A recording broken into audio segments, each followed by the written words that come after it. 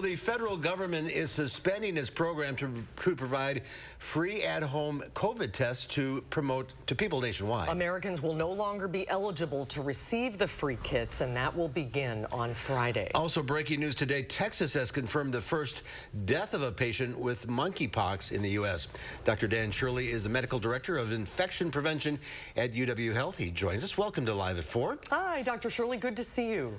Hi, thanks for having me. Let's start with the monkeypox, the fatal case in Texas. Is this spreading, monkeypox?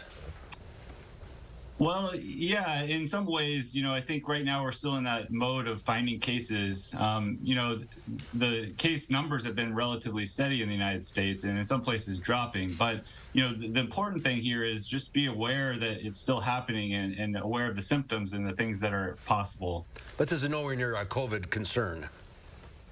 It's not, it's just a completely different disease, different transmission, and different rates of severe disease. The thing that is the same, though, is it's a new disease to us. And so up front here, it's all about testing, finding cases, preventing more cases, and treating those people that we find have monkeypox. Okay, let's talk about COVID a little bit as we're getting ready to start a new school year, and we're going to be heading indoors, and the weather is going to be cooling off.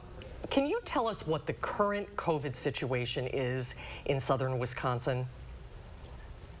Yeah, so, throughout this pandemic, we've seen rises in cases and fall down to lower levels. I think all summer we've spent kind of noticing the cases slowly decreasing over time.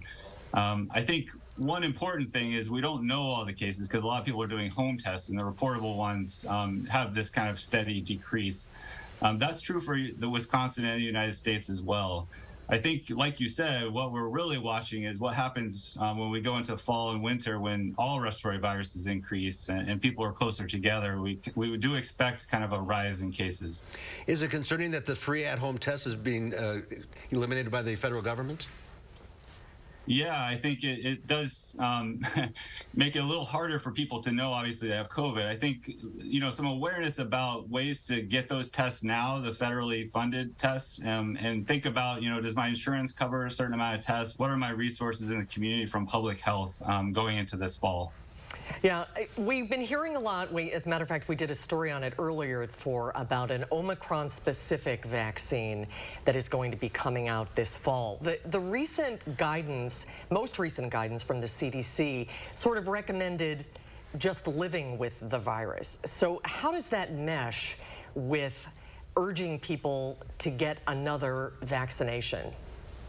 Yeah, the vaccines, the strongest part of vaccines and the whole point of it from the beginning really was to prevent severe disease and death. And, the vaccine was good at that. The boosters have, kept people's immunity up. And that's the point of the new booster as well.